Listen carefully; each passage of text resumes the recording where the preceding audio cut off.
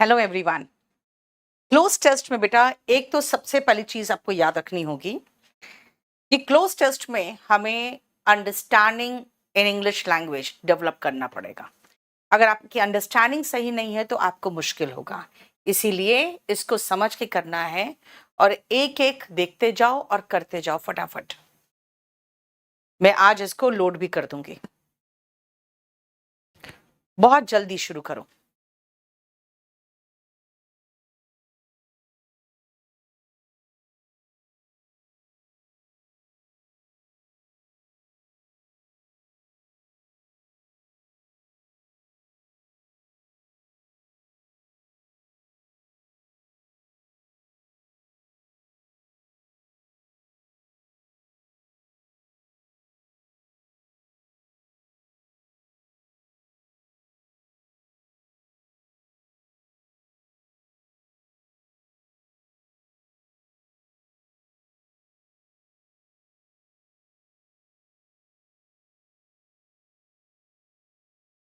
शिखा, सपना, जल्दी करो फटाफट।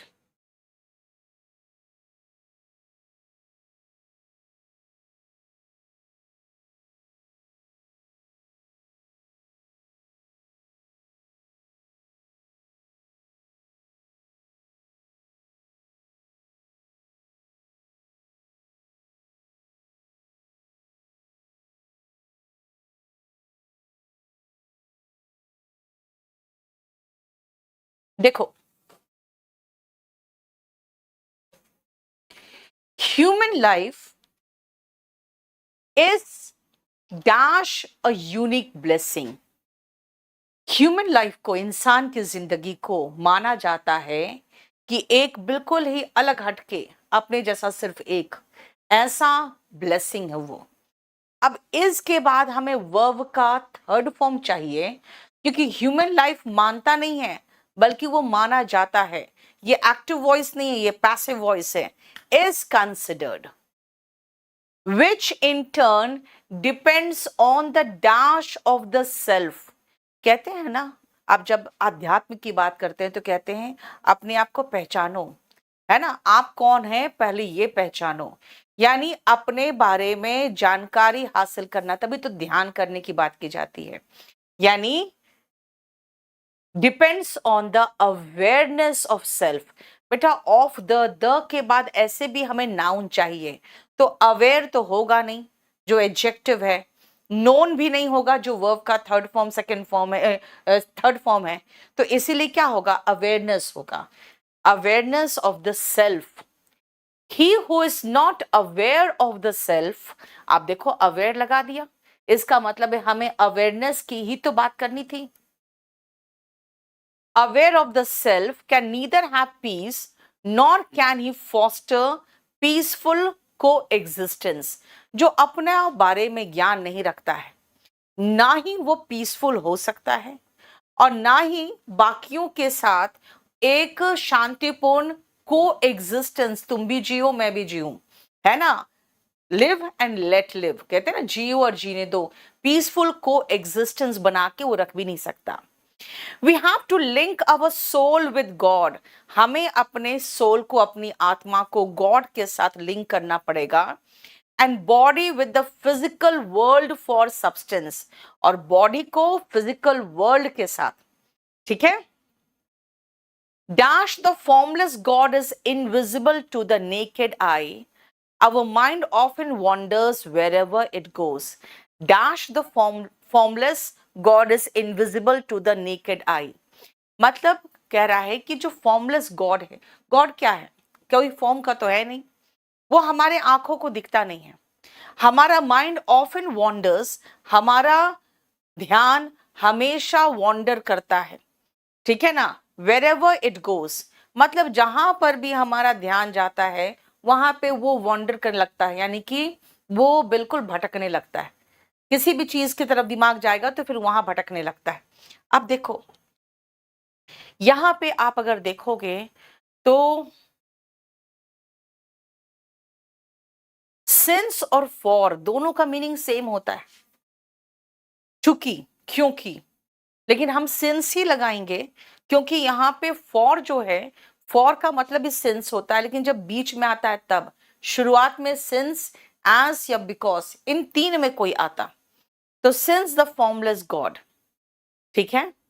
Dash we are unable to develop any love for the divine, dash we are unable to develop, इसका मतलब कि इसका क्या होता है, जब हमारा दिमाग कहीं भी जाता है तो वहां भटकने लगता है ना। इसके कारण से हम भगवान के लिए लव पैदा नहीं कर पाते। ऐसे भी फॉर्मलेस है गॉड, तो हम लोग को समझ भी नहीं आता भाई लव भी करे तो किससे करे, फॉर्मलेस है, दिखता ही नहीं कुछ, है ना। इसीलिए अंततः सॉरी एज अ रिजल्ट यानी नतीजतन we are unable to develop any love for the divine, and religion, like the white light of heavens, dash multicolored fragmentation by the prism of men and loses its gravity.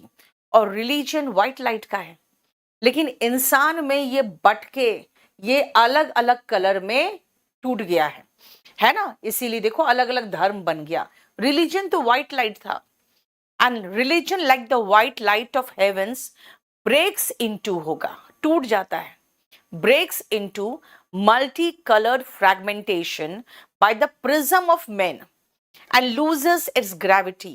जब ये टूट जाता है इतने colours में तो इसका जो एक अहमियत है ना वो भी खत्म हो जाता है, right. Instead of uniting, it becomes a major dividing force. Religion फिर dividing force हो जाता है। आप हिंदू, आप मुस्लिम, कोई और क्रिश्चियन है, ये डिवाइड करता है। French philosopher Teilhard de Chardin, thinking deeply on meaning of our existence and relationship with the divine, expounds. उन्होंने कहा था, उसने इस पर अपना वक्तव्य दिया था, we are not human beings having a spiritual experience. हम ऐसे इंसान नहीं हैं जिसको कोई आध्यात्मिक एक्सपीरियंस हो। We are spiritual beings having a human experience. भाई हमारा स्पिरिट है, हमारी आत्मा है, और इस शरीर में एक ह्यूमन एक्सपीरियंस ले रहे हैं हम, ठीक है ना। हम ह्यूमन थोड़ी है जो स्पिरिचुअल एग्जिस्टेंस लेंगे, हमारी आत्मा कभी नहीं मरती है ना। इसीलिए स्पिरिचुअल बीइंग है, और ये हम यहाँ दुनिया में आए हैं तो ह्यूमन एक्सपीरियंस ले रहे हैं, ठीक है। देखो ये थोड़ा डिफिकल्ट था, आप इसको कह सकते हो एक लेवल 4 के स्टेज का ये आपका सेट में पहला जो क्लोज टेस्ट है आपका। सेकंड देखें, ये छोटा सा है, ये आराम से हो जाएगा।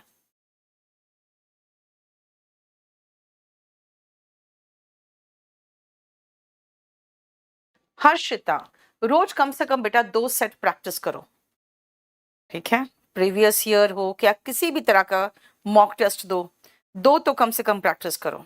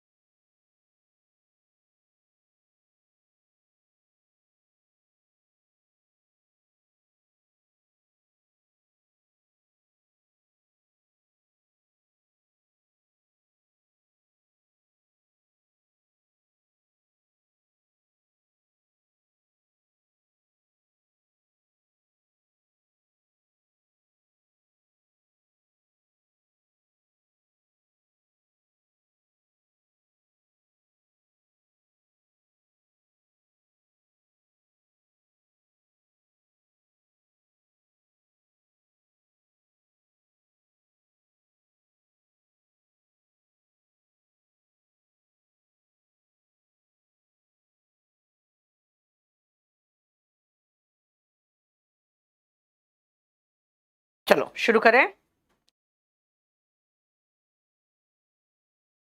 The sun is the star at the centre of the solar system, है ना। किसी भी गैलेक्सी की बात हम करते हैं तो द लगाते हैं, द मिल्की वे, उसके बाद the solar system, right.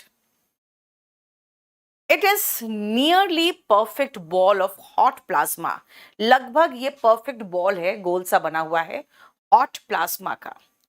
The sun has inspired us since ancient time, बहुत प्राचीन समय से ही सन हमें इंस्पायर करता आया है, हमें इंस्पिरेशन देता आया है, यानी हमें प्रोत्साहित करता आया है.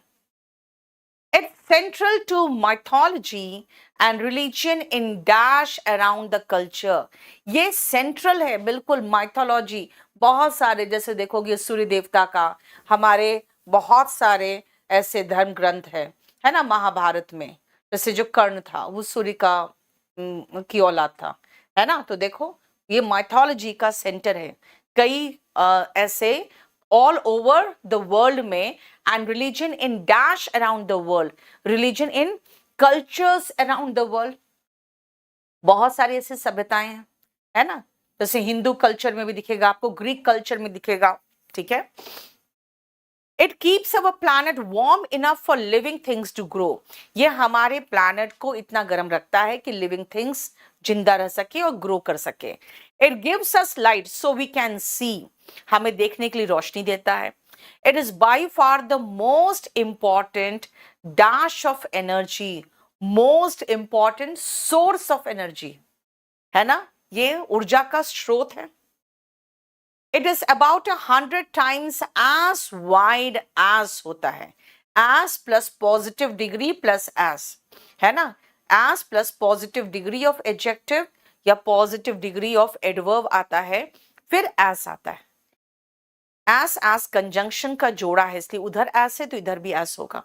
इफ देयर वर नो सन, अगर कोई सन नहीं होता, देखो प्रेजेंट इमेजिनेशन के लिए वर लगाया है ना. मैनी थिंग्स वुडंट अकर, बहुत सारी चीजें होती नहीं. जैसे फोटोसिंथेसिस नहीं होता, फोटोसिंथेसिस नहीं होता तो प्रेजेंस ऑफ ऑक्सीजन भी नहीं होता अर्थ में, which would have cost no dash of life, no existence of life. इससे क्या होता, दुनिया में कोई लाइफ होती ही नहीं. आसान था ये तो बिल्कुल, है ना. देखो अगर मैं उसको पहला को लेवल 4 कहूंगी तो इसको मैं कह सकती हूँ लेवल 2. नेक्स्ट आओ, फिर से बड़ा है. देखो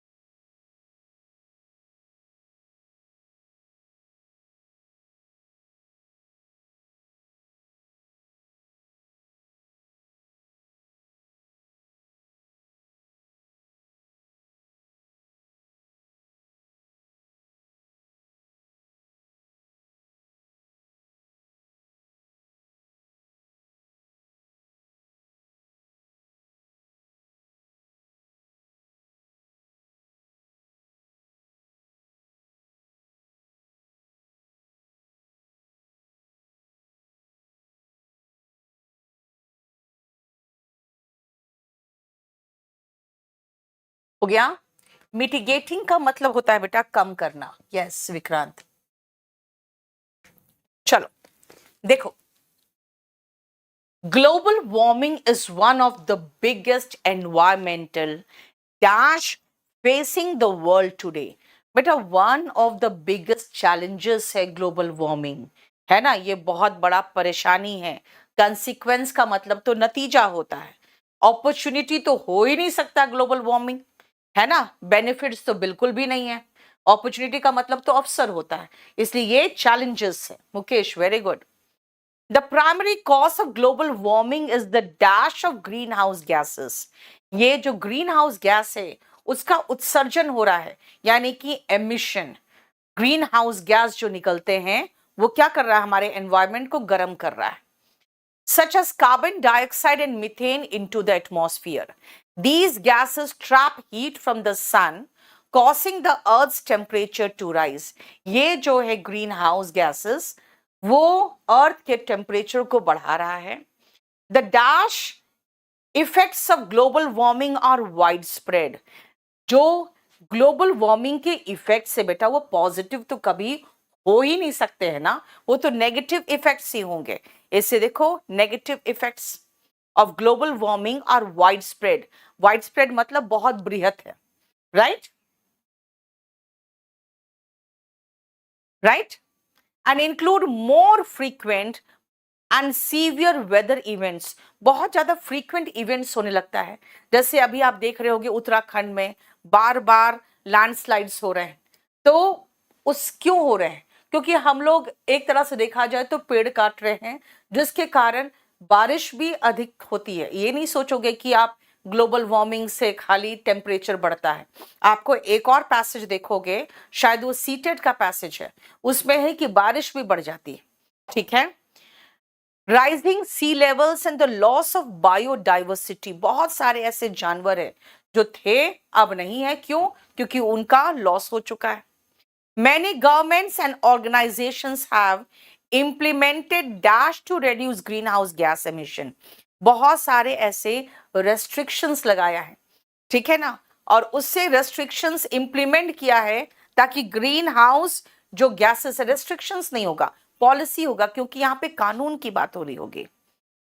क्योंकि इम्पोज कर रहा है, नहीं इंप्लीमेंट कर रहा, सॉरी सॉरी, इंप्लीमेंट कर रहा है तो पॉलिसीज होगा, इम्पोज होगा तो रेस्ट्रिक्शंस होगा, ध्यान रखना। इम्पोज कुछ रेस्ट्रिक्शंस किया जाता है, जैसे देखे थे आप कोविड के समय में इम्पोज किया गया था लॉकडाउन, आपके मूवमेंट पे इम्पोज किया गया था रेस्ट्रिक्शंस। अभी इंप्लीमेंट है, लागू किया गया है क्या, policies to reduce greenhouse gas emission. However, individuals can also play a role in dash global warming. Mitigating होगा, ग्लोबल वार्मिंग को कम करने में हम सब भी सहायक हो सकते हैं। मिटिगेट का मतलब होता है कम करना, एक्स एक्बेट का मतलब होता है टू वर्सन, और बदतर कर देना, जैसे कि कोई डिजीज वगैरह हो, बीमारी वगैरह, कोई प्रॉब्लम हो, उसको और खराब कर देना। देखो,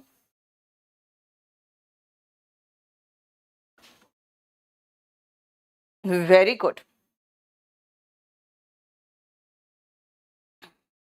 तो आप कह सकते हो आपके पास नॉलेज भी तो होनी चाहिए, है ना, कुछ भी करने के लिए, कम से कम क्लोज टेस्ट करने के लिए आपके पास बेसिक नॉलेज तो होना ही चाहिए, और इतना बेसिक नॉलेज तो आपके पास होगा ही, क्योंकि आप जीएस पढ़ते हो। नेक्स्ट करो।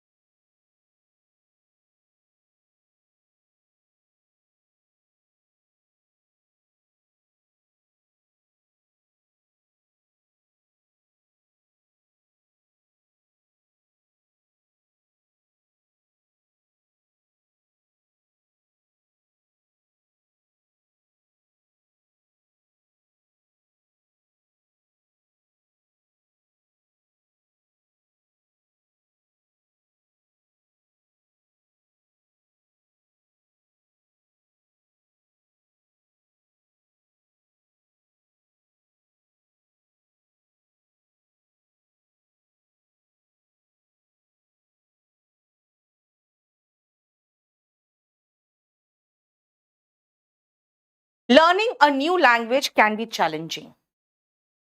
कोई भी नया लैंग्वेज अगर सीखते हो ना तो वो चैलेंजिंग है, वो मुश्किल है, but it is also dash.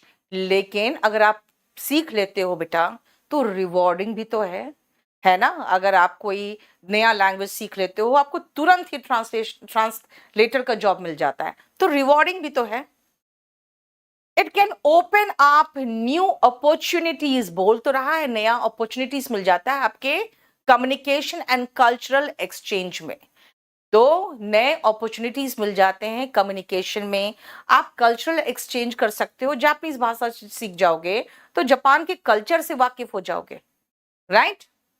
When learning a new language, it is important to be patient and dash yourself time to progress.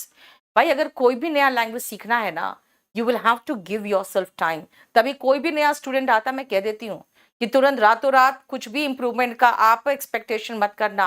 At least 3 महीना काम करो अपने लैंग्वेज पे, मेरे साथ पढ़ो, फिर आपको कुछ इंप्रूवमेंट दिखेगा। बट इनसिग्निफिकेंट कैसे हो जाएगा? नॉट ओनली चैलेंजिंग है but also learning a new language can be challenging ही नहीं हो सकता, but it is also rewarding.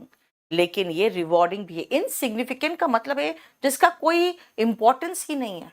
भाई नया लैंग्वेज सीखने का कोई इंपॉर्टेंस नहीं है, इंपॉर्टेंस ही तो बता रहा है कि आपको कम्युनिकेशन का नया अपॉर्चुनिटीज देता है, कल्चरल एक्सचेंज कर सकते हो, अपने कल्चर का आदान प्रदान होने लगता है। It is important to be patient and give yourself time to progress. One way to make language learning easier is to dash to it every day. अगर है कि एक तरीका है लैंग्वेज सीखने का, क्या है? Is to dash to it every day, even if it is just for a few minutes. To to commit to it. Commit मतलब होता है कमिटमेंट करना। भाई मेरा कमिटमेंट है, मैं हर रोज आधा घंटा इंग्लिश रीडिंग करूंगी ही। देखो अपने आप समझ में आने लगेगा। कमिट होना चाहिए। हेसिटेट का मतलब तो हिचकिचाना होगा, और प्रोक्रास्टिनेट का मतलब होता है डिले करना। हम डिले करने की तो बात ही नहीं कर रहे हैं। कमिटमेंट करो रोज कि हाँ हम कुछ मिनट तो पढ़ेंगे पढ़ेंगे, ठीक है। This helps in building consistency. Consistent का मतलब होता है लगातार लगे रहना। अब रोज आधा घंटा दोगे तो कंसिस्टेंसी तो मेंटेन होगा ही। And reinforces what you are learning. और रोज सेम सेम चीजें पढ़ोगे, आपको लगेगा कि यार ऐसा वर्ड तो पढ़े थे पहले, है ना, इस तरह के सेंटेंस स्ट्रक्चर तो पढ़ चुके हैं, तो रीइंफोर्स होगा, यानी दोहराओगे उसको। Practising speaking and listening is also important. बोलना और सुनना दोनों इंपॉर्टेंट है, not just reading and writing. खाली रीडिंग और राइटिंग नहीं, स्पीकिंग एंड प्रैक्टिसिंग भी इंपॉर्टेंट है। By immersing yourself in the language and culture you can accelerate your dash. You can accelerate मतलब होता है स्पीड अप करना योर प्रोग्रेस। अगर आप खुद को उस लैंग्वेज में डुबा दोगे ना और उसके कल्चर में भी, तो आप अपने जो स्पीड अप कर सकते हो अपने प्रोसेस को, and gain a deeper understanding of the language. क्योंकि अगर आप उसका कल्चर सीखते हो तो उसके कल्चर को उसके लैंग्वेज के साथ फिर रिलेट कर सकते हो आप। बहुत कुछ ऐसा है जो कल्चर ही बता देगा लैंग्वेज में क्या है। Learning a new language is not only practical but it is also dash and can be a fun, but it is also enjoyable होगा। क्यों? क्योंकि फन की बात कर रहा है। देखो ना, enjoyable and can be fun. Arduous का मतलब होता है थकाने वाला, जो बहुत ज्यादा टायरिंग हो, मेहनत से भरा हुआ। डॉन्टिंग का मतलब होता है डराने वाला। और डॉन्टिंग और इंटिमिडेटिंग दोनों सेम है। तो एंजॉयबल होगा क्योंकि यहां पे फन बोला है। देखो, कंप्लेसेंट होते हैं बेटा, जो संतुष्ट हो जाते हैं कि हाँ बस प्राप्त कर लिए। जैसे कई बार होता है ना, आप कंप्लेसेंट हो जाते हो अपने सक्सेस से, है ना। पिच का मतलब होता है बेटा स्ट्रेंथ ऑफ समथिंग। जैसे महिलाओं का ये पिच हाई होता है, ठीक है। पिच का मतलब होता है strength of something, like your voice.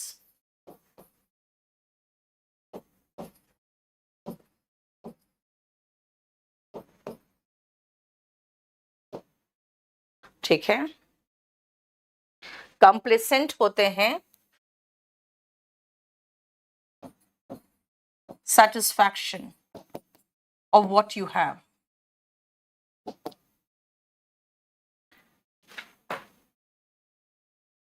Pitch speed नहीं होता है,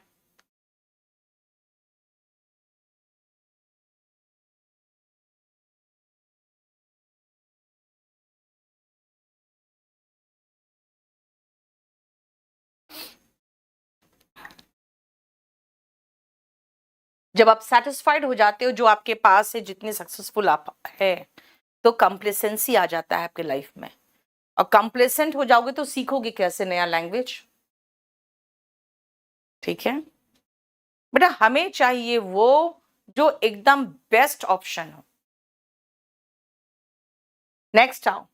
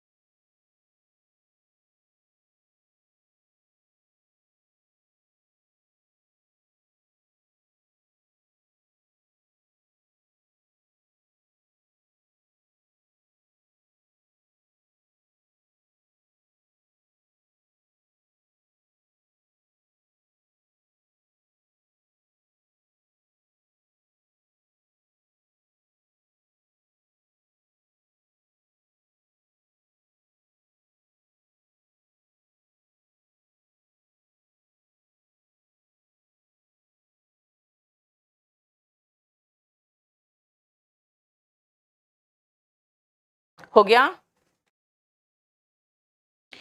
वी मस्ट अंडरस्टैंड, हमें समझना चाहिए that people can progress very little, process very little information presented orally। कि अगर हम जो प्रेजेंटेशन ओरली देते हैं ना, तो आपका दिमाग कोई भी चीज को प्रोसेस करता है, यानी कि ग्रास्प करता है, अंडरस्टैंड करता है और उसके मीनिंग्स निकालता है। आप बहुत कम मीनिंग निकाल पाओगे अगर हम ओरली कुछ बताए तो। So it is dash particularly for a teacher to realize that the students have sometimes listen to 3 or 4 teachers dash you। So it is important particularly for a teacher, एक teacher के लिए, ठीक है, to realise, ये समझना जरूरी है मेरे लिए कि भाई जो बच्चे हैं ना, 3 से 4 टीचर्स जो हमारे पहले भी वही सेम बात आपको सुना चुके हैं before you. So the teacher must have props like notes, handouts, and slides that will make the learning material dash alive for the students। इसीलिए टीचर्स के पास हैंडआउट्स होना चाहिए, कुछ प्रॉप्स होने चाहिए जिससे बच्चों को दिखा के समझा सके। अब वही सेम चीज आप देखते हो, कोई फिजिक्स का टीचर होता है, वो क्लास में अच्छे से बताता है कि ऐसे ऐसे ऐसे ऐसे है, जैसे हमारे जमाने में जो पढ़ाया जाता था। आज के टीचर्स केमिस्ट्री को या फिजिक्स के वो प्रॉप्स लेके क्लास में पहुंच जाते हैं और वो वहां पे करके दिखाते हैं। अब जो करके दिखाते हैं तो बच्चों को समझ में ज्यादा अच्छे से आता है। तो ये इंपॉर्टेंट हो जाता है टीचर्स के लिए, प्रॉप्स, नोट्स, हैंडआउट्स ले जाना, that will make the learning material go alive. अच्छा, कम अलाइव कर दिया, ओके, कम भी दिया हुआ है, okay, come alive for the students and stay that way with them। A visual aid visual मतलब जो दिखता है, एड अ लिटिल मूवमेंट और colour will get the students attention. एक विजुअल एड कुछ हो, मतलब बच्चा है ना ज्यादा अटेंशन देता है। बेटा प्रॉप्स का मतलब होता है ना कोई चीज इस्तेमाल करना।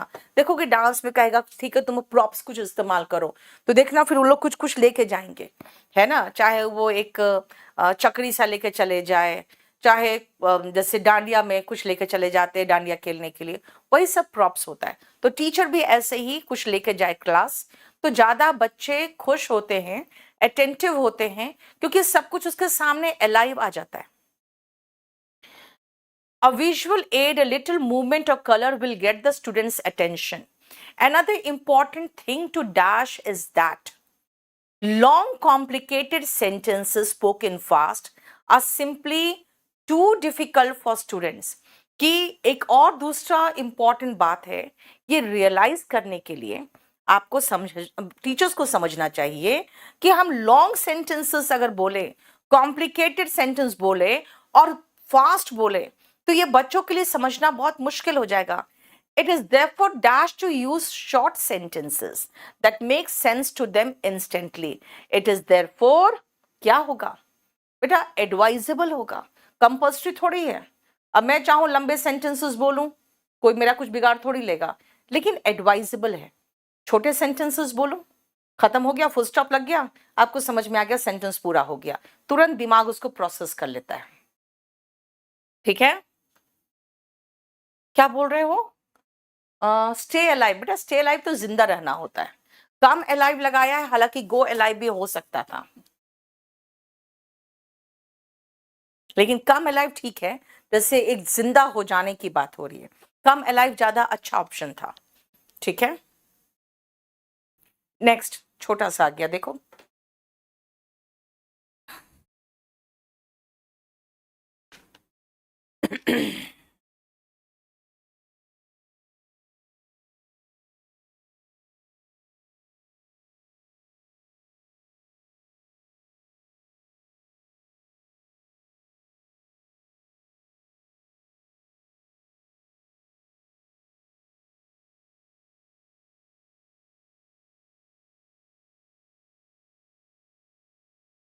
यस, पूरा पैसेज में सजेशन ही है।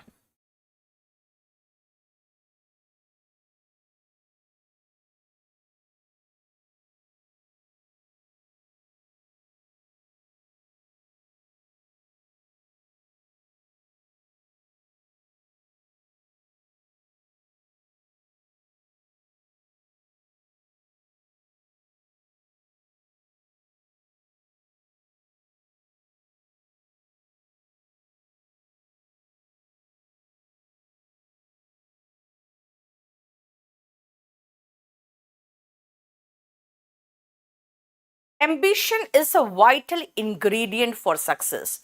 बेटा एम्बिशन का मतलब होता है महत्वाकांक्षा। वाइटल बहुत इंपॉर्टेंट इंग्रेडिएंट है सक्सेस के लिए। Without ambition to push us, we will not be dash of great achievement, we will not be dash of capable of, है ना। अगर आप में एम्बिशन ही नहीं है तो फिर आप क्या करोगे, कोई अचीवमेंट थोड़ी कर लोगे, बड़ा अचीवमेंट। देखो ऐसे भी कैपेबल ऑफ बेटर होगा, we will not be able of तो होता नहीं है, we will not be capable of great achievements. बेटा ड्यूरेबल का मतलब तो होता है टिकाऊ, जो टिक सकता है, और क्यूरेबल का मतलब होता है जिसका इलाज हो सकता है, दैट कैन बी ट्रीटेड, कोई भी बीमारी दैट कैन बी ट्रीटेड। ठीक है,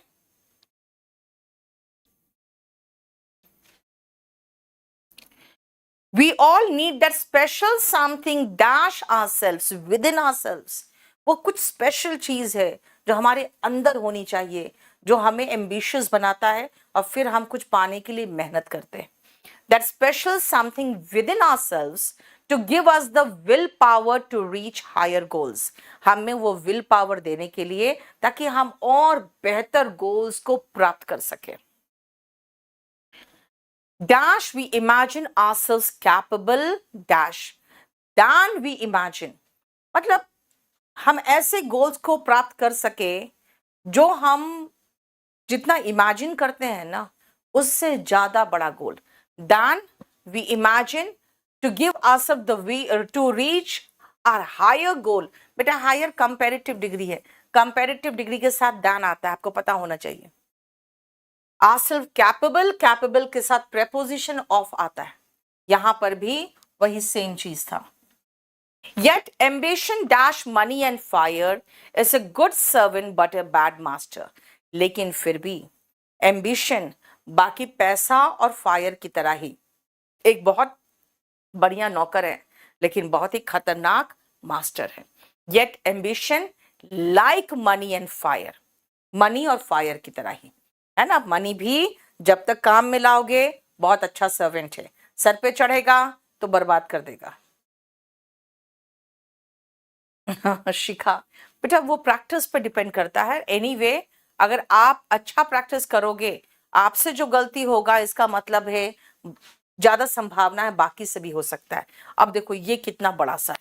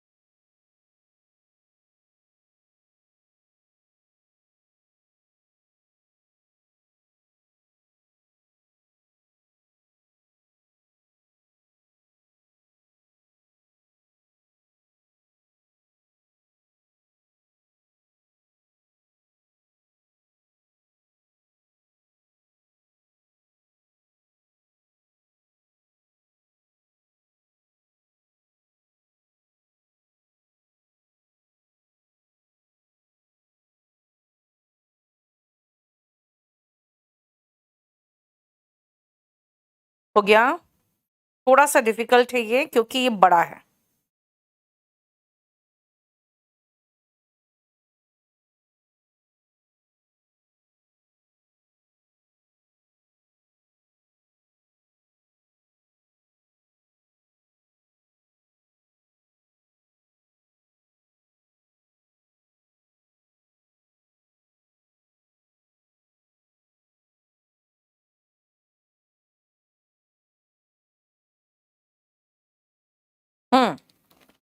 चलो. The dash of birds is one of the most fascinating aspects of the natural world.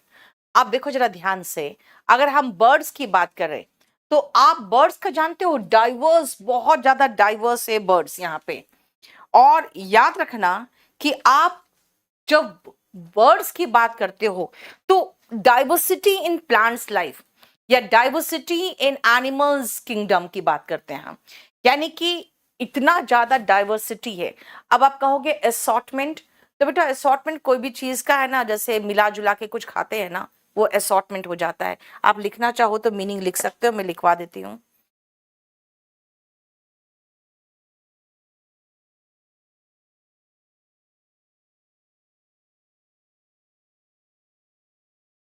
Miscellaneous collection, देखो कोई भी चीज का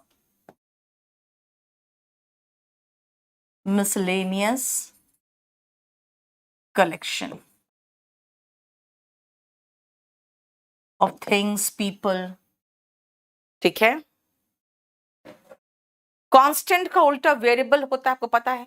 जो कांस्टेंट होता है वैसे ही बना रहेगा, वेरिएबल होगा वो चेंज होगा। मल्टीट्यूड का मतलब होता है मल्टीपल से रिलेटेड। तो यहां पे मैंने कहा ना, diversity in plants, diversity in animals की बात होती है। Is one of the most fascinating aspects, तभी तो ये बहुत अट्रैक्टिव होता है हमारे लिए, बहुत फैसिनेट करता है हमें। From the soaring flight of eagles, eagles बहुत हाई फ्लाई कर सकता है, to the colourful plumage of parrots, और पैरट्स के देखते हो जो बदन में जो उनके रोए होते हैं, पर होते हैं, वो कैसे होते, कलरफुल होते। Birds have evolved a wide range of dash to survive and thrive in the environment. Wide ways of strategies. बहुत सारे तरीके इन्होंने निजात किए हैं ताकि ये जी सके अपने एनवायरमेंट में और थ्राइव कर सके, यानी फल फूल सके अपने एनवायरमेंट पे। तो बेटा सर्वाइव करने की स्ट्रैटेजी होते हैं, युक्ति होती है, तो वही युक्ति को हम लोग स्ट्रैटेजी कहते हैं। One of the most remarkable adaptations is the ability of some birds to migrate over large, vast distances. 1000 से ऊपर किलोमीटर्स ये उड़ के तय कर लेते हैं, है ना। हजारों किलोमीटर्स, हजार थोड़ी बोलूंगे, हजारों, एक कॉन्टिनेंट से दूसरे कॉन्टिनेंट पहुंच जाते हैं ठंड के मौसम में ये। और इनमें माइग्रेशन की एबिलिटी होती है, over crossing oceans and continents to reach their breeding और विंटरिंग ग्राउंड, जहां पे ये ब्रीड करेंगे यानी कि अंडे देंगे, बच्चे पैदा होगा उनका, या फिर विंटर में अब जहां ये पहुंच जाते हैं, क्योंकि विंटर में ये अपने आप को वार्म तो रख नहीं सकते हैं, तो उस जगह को छोड़ के चले जाते हैं। However, many species of birds are facing threats to their survival, such as habitat loss. अब उनका घर ही हम लोग सब काट के खत्म कर देते हैं, है ना। तो हैबिटेट लॉस होगा तो बर्ड्स का सर्वाइवल कैसे करेंगे। Climate change and dash by humans, and dash by humans, human क्या कर रहे हैं, उनको प्रिजर्वेशन सेफगार्ड तो बिल्कुल नहीं कर रहे हैं, एक्सप्लॉयटेशन कर रहे हैं, है ना। एंड एक्सप्लॉयटेशन बाय ह्यूमंस, उनको पकड़ लेते हैं, उनको कैद करके उनको रखते हैं, उनका हैबिटेट काट दे रहे हैं, उनको एक्सप्लॉइट, यही तो तरीका है एक्सप्लॉइट करने का। कहते हैं एक्सप्लॉइट करने का मतलब ये नहीं कि आप जानवर को मार रहे हो, काट रहे हो, है ना। अगर आप खरगोश अपने पक्के मकान में पाल ले रहे हो ना, तो भी आप एक्सप्लॉइट कर रहे हो, क्योंकि खरगोश की ये प्रवृत्ति होती है कि वो जमीन खोद के अंदर घुस के रहता है ना। तो आप उनको पक्के मकान, सीमेंटेड मकान दे रहे हो, बेचारे वो खोद ही नहीं पा रहे हैं, तो वो भी तो उनके लिए मेंटल एक्सप्लॉयटेशन है। तो इसलिए कहते हैं exploitation by humans. In response, conservation efforts have been put in place to protect these birds and their habitats. और इसके बदले में हम लोग और क्या कर रहे हैं, कंजर्वेशन एफर्ट्स डाल रहे हैं, है ना, इसके रिस्पॉन्स में, और प्रोटेक्ट कर रहे हैं बर्ड्स को और उनके हैबिटेट को। This might involve creating protected areas, restoring degraded habitats, और reducing the use of pesticides and other harmful chemicals। और जो हम लोग कोशिशें कर रहे हैं, उन कोशिशों में क्या क्या शामिल है, देखो इसमें इनके जो डिग्रेडेड यानी कि एकदम खराब हो चुके इनके जो घर है यानी कि जंगल, उनको हम रेस्टोर कर रहे हैं, यानी फिर अफॉरेस्टेशन कर रहे हैं। अब एफॉरेस्टेशन के अलावा क्या कर रहे हैं, जो पेस्टिसाइड्स यूज होता है जिसके कारण ये कुछ खा के मर जाते हैं फल वगैरह, उसके यूज को रिड्यूस कर रहे हैं, हार्मफुल केमिकल्स के यूज को रिड्यूस कर रहे हैं। Another important aspect of bird conservation is dash populations to track changes over time. Is dash population is क्या population मॉनिटर करें, ओवरलुक करेंगे यानी कि नजरअंदाज करेंगे, नेग्लेक्ट करना तो फिर फायदा क्या है भाई। आप बर्ड्स के अगर संरक्षण करना चाहते हैं तो उनके पॉपुलेशन को मॉनिटर करना पड़ेगा। देखते हो टाइगर्स की एग्जैक्ट गिनती पता होती है कि हमारे देश में आज कितने टाइगर हैं, उसी तरह से इनके पॉपुलेशन को भी मॉनिटर किया जाएगा to track changes over time, कि टाइम के अनुसार इसके चेंजेस क्या क्या हुए, एंड आइडेंटिफाई एमर्जिंग थ्रेड्स, और अगर पॉपुलेशन फिर कम हो रहा है तो किस कारण से कम हो रहा है, क्या थ्रेड्स है, क्या खतरा है. This can be done through citizen science programs or through more intensive efforts led by conservation organization. इसमें जो आगे से लीड करेगा वो कंजर्वेशन ऑर्गेनाइजेशंस लीड करेंगे, और इसको करेगा कौन, सिटीजन साइंस प्रोग्राम्स, और इंटेंसिव यानी कि बृहत रूप से एफर्ट किया जाए तो ये हो सकता है. Ultimately, antata, protecting birds and their habitats is not only important for the birds themselves, but also for the broader ecosystems they are a part of. अगर हम बर्ड्स को प्रिजर्व कर रहे हैं तो बेटा ये सिर्फ बर्ड्स को प्रिजर्व नहीं कर रहे हैं, बल्कि एक ब्रॉडर इकोसिस्टम को प्रिजर्व कर रहे हैं. चाइना में एक ऐसा समय था जिस समय कहा गया कि गौरैया सारे खेत के जो अनाज है वो खाने आ जाती है, सारे गौरैया को जान से मार दिया जाए. जब वहां सारे गौरैया को मार दिया गया, यानी कि बहुत बड़ा पॉपुलेशन गौरैया का, करीबन 5 लाख गौरैयों को मार दिया गया, उस साल चाइना में इतिहास का सबसे बड़ा जो वहां पे फेमीन हुआ था, अकाल पड़ा था, वो पड़ा था. क्योंकि गौरैया आपका दाना ही नहीं खा रही है, बल्कि इसके अलावा वो कीट पतंगे भी खा रही है जो आपके क्रॉप्स को हार्म पहुंचाता है. ठीक है, तो इसलिए कहा है कि ये बर्ड्स को खाली नहीं प्रोटेक्ट करेगा, बल्कि एक ब्रॉडर इकोसिस्टम को भी प्रोटेक्ट करेगा, that are a part of and the many benefits this ecosystem provides to humans. और ये इकोसिस्टम जो ह्यूमन बीइंग्स को बेनिफिट्स प्रोवाइड करता है, उसको भी तो हम बचा रहे हैं, such as clean air and water and dash opportunities and क्या होगा, डैश अपॉर्चुनिटीज. बेटा रिक्रिएशनल ही हो सकता है, क्योंकि आर्डुअस और स्ट्रेनस का मतलब तो होता है मेहनत भरा. ठीक है, रिक्रिएशनल का मतलब होता है मनोरंजन से रिलेटेड. अब अगर आप कहोगे क्लीन एयर दे रहा है हमें, ठीक है, वाटर दे रहा है, ऑफ कोर्स जब वो कीट पतंगे खाएंगे तभी ना प्लांट स्वस्थ होके फलेगा, है ना. तो क्या होगा उस, और इसके अलावा बेटा उसको देखकर आप खुश होते हो, है ना, उसकी ब्यूटी जो है नेचर को सुंदरता प्रोवाइड करती है, तो हमें रिक्रिएशनल अपॉर्चुनिटीज मिलता है, यानी मनोरंजन का साधन. ठीक है, यहाँ पे फुल स्टॉप नहीं होगा. हो गया, बड़ा था,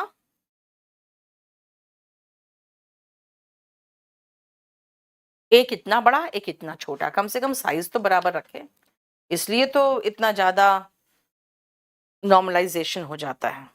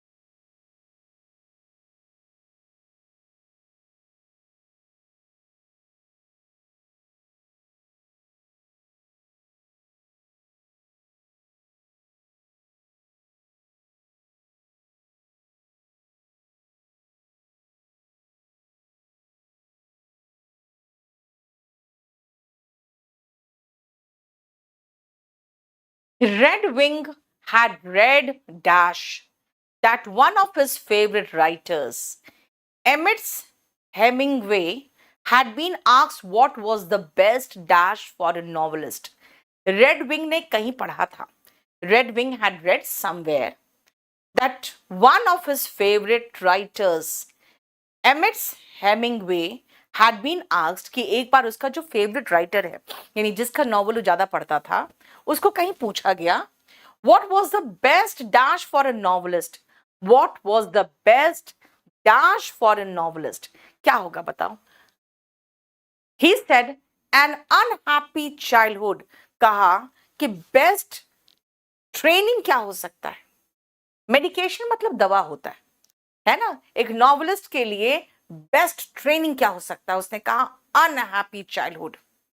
मतलब अगर आपका बचपन बहुत खराब है तो आपके जो राइटिंग होंगे उसमें दर्द होगा. देखते हो बहुत सारे ऐसे इंडियन राइटर्स हैं, प्रेमचंद वगैरह, उनके राइटिंग में वो गरीबी का जो दर्द है ना वो बहुत साफ नजर आता है क्योंकि उन्होंने गरीबी झेला था. तो कहा ये unhappy childhood. Red Wing had enjoyed a fine time growing up, but he dashed if this whole dash was unfolding more like a novel. But Red Wing had enjoyed fine time growing up. अच्छा time बीता इसका जब ये बड़ा हो रहा था तब. But he dashed if this whole dash was unfolding more like a novel. But this whole क्या? But he wondered. लेकिन वो सोचता था, कभी कभी वो सोचता था. वंडर का मतलब होता है बेटा सोचना, ठीक है ना, सोचना. If this whole dash was unfolding, if this whole dash was unfolding more like a novel, कि क्या ये पूरा कंप्लीट अब क्या है बेटा. इसमें सबसे मेन चीज है ना, कभी कभी वो सोचता था, ही वंडर्ड. भटकना होता है वॉन्डर. वेल्ड का मतलब तो होता है कोई लोहा को जोड़ना, वेल्डिंग करना. यानी इसमें से कुछ तो हो ही नहीं सकता था. अब आओ आगे. इफ दिस होल एक्सपेडिशन होना चाहिए था, was unfolding more like a novel. Red wing को लगता था ये जो एक्सपेडिशन कर रहा है क्या ये एक अनफोल्ड कर रहा है more like a novel. Novel की तरह ही क्या इसमें कहानी में आगे वो जो होता है ना एक्सपेडिशन में आगे कुछ नया चीज हुआ, एक थ्रिलिंग चीज हुआ. तो मोर लाइक ए नॉवल तो नहीं है, अनफोल्ड कर रहा है. And would be dash if this whole on one person, one character, the guy in charge him, and would be based on. क्या ये पूरा का पूरा जो एक्सपेडिशन है एक नॉवल की तरह है और वो उसी पर बेस्ड है, बेस्ड ऑन हिम. एक ही पर्सन पे, एक ही कैरेक्टर पे, ठीक है, एक ही पर्सन और एक ही कैरेक्टर पे क्या बेस्ड है. कौन है वो खुद.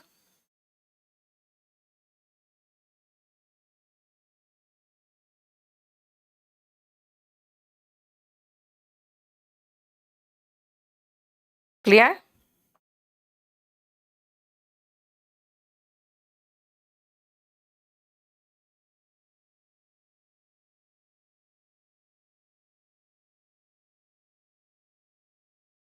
ये अलास्का का इन्होंने किया था.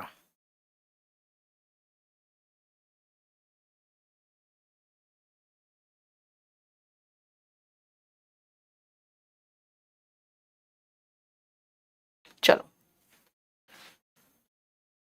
अगर आप इसमें और कोई मीनिंग पूछना है तो देख लो.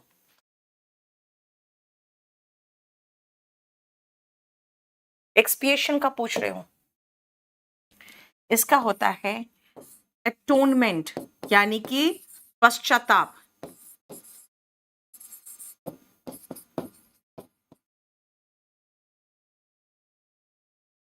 ठीक है. एक्सपेडिशन का मतलब होता है बेटा खोज पे जाते हैं ना, वो एक्सपेडिशन होता है.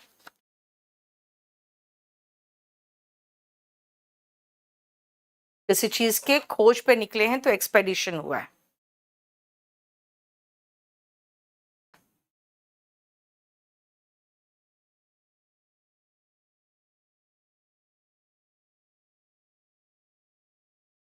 और क्या पूछ रहे हो? एग्जैस्परेशन जो होता है ना, वो आवेश जैसे होता है ना, कोई चीज आप आवेश में आके करते हो। और कुछ? वंडर का मतलब सोचना हुआ, सोचना या आश्चर्य में सोचना, आश्चर्यचकित होना।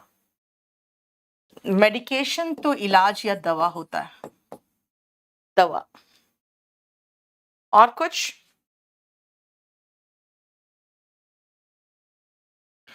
होलसम तो भरपूर होता है, ठीक है।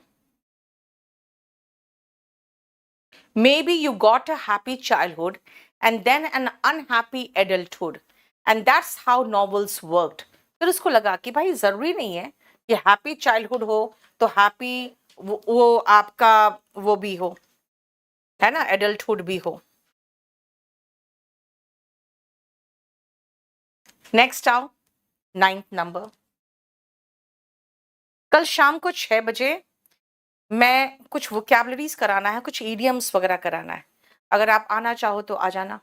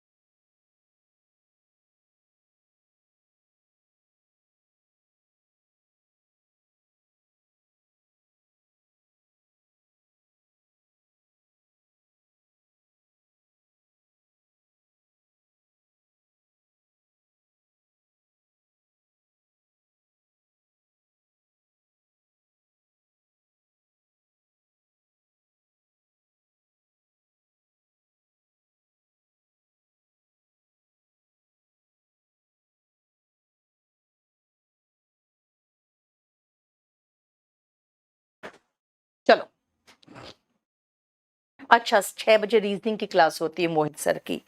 कोई बात नहीं शिखा, कल मैं जो क्लास लूंगी ना, आप लोग का क्लास लाइव कर दूंगी और लोड भी कर दूंगी, है ना। जो नहीं देख पाओगे देख लेना, क्योंकि देखो बेटा बात क्या है ना, उसमें मैं क्लास नोट्स का एक ऐसा पेज करवा रही हूँ जो मैंने शायद बहुत सारे दिनों से नहीं करवा रही हूँ, क्योंकि वो कैप का पोर्शन था। तो इसीलिए अगर हो सके तो आ जाना, नहीं तो बाद में देख लेना। All state universities and colleges in Uttar Pradesh, one of the dash dash in India, one of the biggest states, यही तो होगा, ठीक है ना, biggest states dash in India will now a save water ritual named Jal Bharo in place of lamp lighting to inaugurate the annual convocations. कहा है कि सारे स्टेट कॉलेजेस जो भी यूनिवर्सिटीज है, कॉलेजेस है उत्तर प्रदेश में, है ना, one of the biggest states, क्योंकि बिगेस्ट स्टेट्स में तो आता है Uttar Pradesh, dash biggest states dash in India. Biggest states organize biggest states.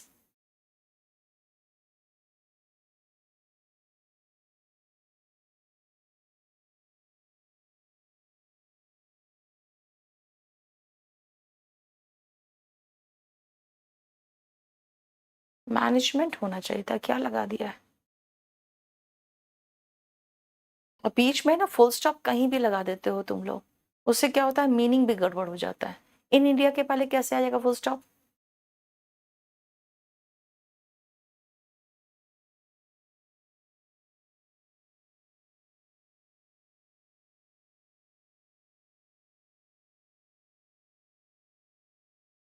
Managing आएगा शायद, देखो तो, नहीं, ऑर्गेनाइज इन इंडिया, ये क्या है, इसके साथ कोई मीनिंग ही नहीं निकल रहा है।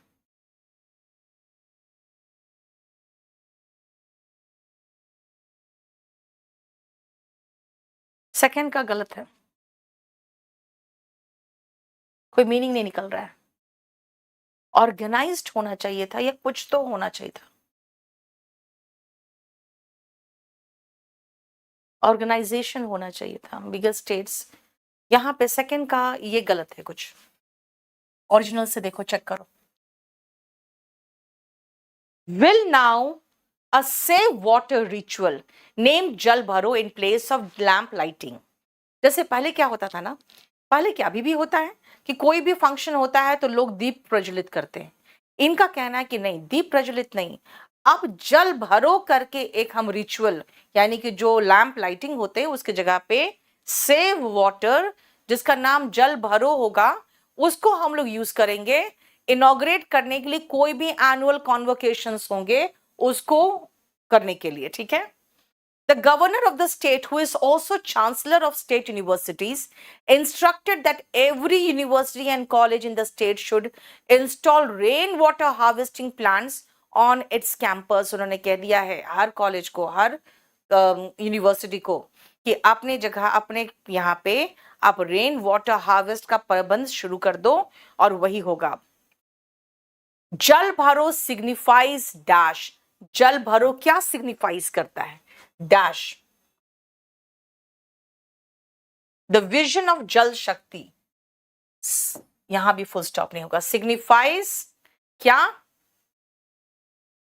स्ट्रेंथनिंग द विजन ऑफ जल शक्ति। ये जल भरो जो है ये सिग्निफाई करता है, विजन का मतलब होता है जो आपका विजन, समझते हो ना, है ना, उसको, जल शक्ति के विजन को स्ट्रेंथन करेगा। जल भरो signifies the vision of Jal Shakti. This ceremony symbolizes the dash importance of water conservation. ये जो सेरेमनी है ये क्या करेगा, द डैश इंपॉर्टेंस। और बेटा इंपॉर्टेंस के पहले में कंप्लीट इंपॉर्टेंस कोई वर्ड तो होता नहीं है। शेयर इंपॉर्टेंस का मतलब, शेयर का मतलब होता है सिर्फ, शेयर मतलब सिर्फ इंपॉर्टेंस, अच्छा नहीं लग रहा है। इमेंस इंपॉर्टेंस ऑफ, बहुत अधिक इंपॉर्टेंस है, क्या का, वाटर कंजर्वेशन का। शेयर का मतलब होता है, जैसे होता है ना शेयर नॉनसेंस, शेयर फूलिशनेस, कुछ नॉन, जैसे कहते हैं ना उसको, गलत जो वर्ड होता है उसके साथ शेयर लगता है। यहाँ पे इमेंस मतलब बहुत अधिक। Whereas the lamp lighting ceremony symbolized removing darkness through education and spreading the light of learning. Lamp lighting भी अच्छी बात थी, है ना, ज्ञान का प्रकाश बिखेरना। भाई एजुकेशन इंस्टीट्यूशंस में तो ज्ञान का प्रकाश ही बिखेरा जाएगा, लेकिन क्योंकि वाटर ऐसा खत्म होता जा रहा है कि उसको बचाने के लिए और भी कुछ किया जाना चाहिए, इसीलिए ये काम शुरू हुआ है। It is really a dash initiative, एक लॉडेबल यानी तारीफ के लायक इनिशिएटिव है, तारीफ के लायक, ठीक है, प्रेस वर्थी जिसको कहोगे, राइट। देखो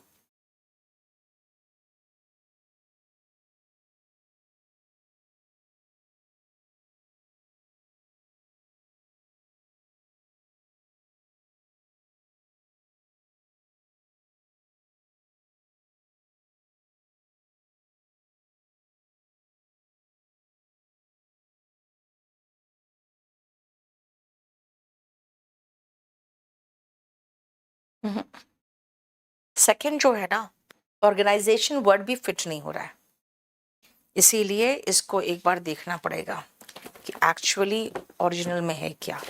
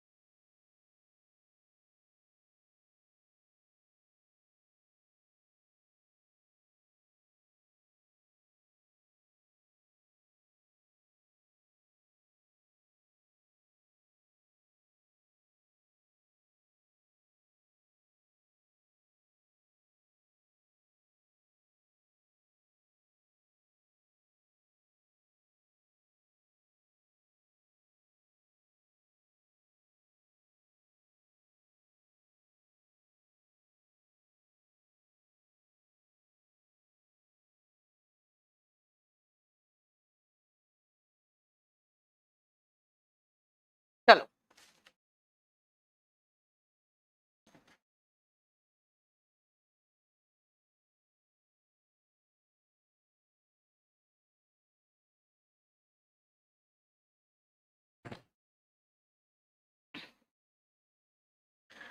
the Maasais live in dash very beautiful part of Africa. जो मसाइज है वो बहुत ही ब्यूटीफुल पार्ट ऑफ अफ्रीका में रहते हैं। देखो Pooja, very good. Live in a very beautiful part of Africa. They live on the wide plains in southern and northern Kenya. एक wide plain है southern and northern Kenya में and northern Tanzania में, वहां रहते हैं. The area dash of miles of rolling grassland. The area consists of होगा, consists of, है ना, on which you can find thorny bushes, कांटेदार bushes होंगे, and rocky hills, और बहुत ही rock से भरे हुए hills होंगे. The people move from one place to another according to the season. Season के according लोग एक जगह से दूसरी जगह move करते हैं. Looking for grasses and other plants dash which their cattle can graze, on which they graze on the grass, तो on which their cattle can graze, जिस पर उनके मवेशी चर सके. तो इसीलिए ग्रास के अकॉर्डिंग वो मूव करते रहते हैं. They have no permanent home. उनका कोई permanent home नहीं होता है. When they want to settle in a place, जब वो एक place पे settle करना चाहते हैं, for some time they build a kind of camp called a manita. जब वो एक जगह settle करना चाहते हो तो camp बना लेते हैं बस. Where a few families live for a dash weeks or months. For a few weeks or months. क्योंकि जब countable होता है तो बेटा few लगाते हैं. Then they move on again. उसके बाद फिर से move करते हैं. Taking their few dash with them. Taking their few belongings with them. बेटा antiques तो होते हैं प्राचीन चीजें, है ना? Where they take belongings with them. आज मैंने आपको 10 close test करा दिया है. नेक्स्ट क्लास के लिए बाकी क्लोज टेस्ट हम रख सकते हैं, लेकिन मैं चाहूंगी कि मैं आपको प्रोवाइड कर दूं, आप एक बार करने की कोशिश करो, है ना? तो एक काम करना, सारे क्लोज टेस्ट लोड कर देना इसके साथ, ठीक है? 4 नंबर फिर से एक्सप्लेन करें. 4 नंबर बेटा अ लगा है, अ फ्यू होगा क्योंकि वीक्स है, काउंटेबल नाउन है ना? तो वीक्स के साथ तो फ्यू ही आएगा, और क्या आएगा? देखो विक्रांत, वेरी गुड. मुकेश, बहुत अच्छा. कंसिस्ट बाय कैसे हो गया बेटा? On which their cattle can graze ना, कैटल ग्रेज ऑन ग्रास, है ना? प्रैक्टिस प्रैक्टिस प्रैक्टिस, इसमें खाली प्रैक्टिस, ठीक है? चलो कल शाम को 6 बजे मिलेंगे आपसे, right? Thank you so much.